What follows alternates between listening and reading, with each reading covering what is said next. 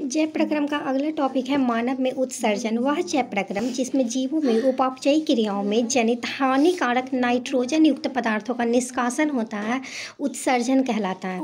एक कोशिकीय जीव इन अपशिष्ट पदार्थों को शरीर की सतह से जल में विसरित कर देते हैं। अगला मानव उत्सर्जन तंत्र में उपस्थित अंग कौन कौन है? तो पहले एक जोड़ा वृक्क, दूसरा एक जोड़ा मूत्रवाहिनी, तीसरा एक मूत्राशय और चौथा एक मूत्रमार्ग। यहाँ पे इसका फिगर दिया हुआ है जिसमें कि दर्शाया गया है बाईं वृक्क धमनी को, बायां वृक्क को, बाईं वृक्क शिरा को, महाधमनी को, बाईं मूत्रवाहिनी को, महाशिरा को, मूत्राशय मूत्रमार्ग को।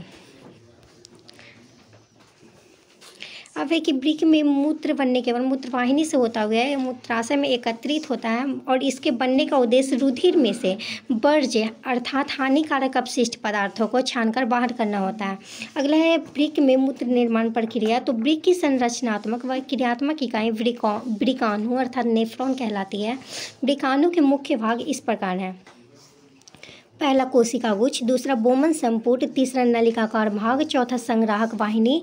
कोशिका गुच्छ को ग्लोमेरुलस भी कहा जाता है। यह पतली भित्ति वाला रुधिर कोशिकाओं का गुच्छा होता है। अगला है वृक्क में उत्सर्जन की क्रियाविधि। तो इसमें पहले तो इसका फिगर दिया गया है जिसमें दर्शाया गया है कोशिका गुच्छ अर्थात ग्लोमेरुलस को, वृक्काणु का नलिकाकार भाग को, बोमन संपुट को, वृक्क धमनी की शाखा को, वृक्क शिरा की शाखा को, वृक्क धमनी को और संग्राहक वाहिनी को। अगला है वृक्काणु की रचना के बारे में बताया गया है। पहला कोशिका गुच्छ निस्यंदन। जब वृक्क धमनी की शाखा वृक्काणु में प्रवेश करती है तब जल, लवण, ग्लूकोज, अमीनो अम्ल व अन्य नाइट्रोजनीय अपशिष्ट पदार्थ कोशिका गुच्छ में छनकर बोमन संपुट में आ जाते हैं। दूसरा वर्णनात्मक पुनः अवशोषण। इसमें वृक्काणु के नलिकाकार भाग में शरीर के लिए उपयोगी पदार्थों जैसे ग्लूकोज, अमीनो अम्ल, लवण व जल का पुनः अवशोषण होता है। तीसरा है नलिका स्रावन। यूरिया, अतिरिक्त जल व लवण जैसे उत्सर्जित पदार्थ वृक्काणु के नलिकाकार भाग के अंतिम सिरे में रह जाते हैं और इसका निर्माण करते हैं। वहाँ से मूत्र संग्राहक वाहिनी व मूत्रवाहिनी से होता हुआ मूत्राशय में अस्थायी रूप से संग्रहित रहता है तथा इसके दाब द्वारा मार्ग से बाहर निकल जाता है।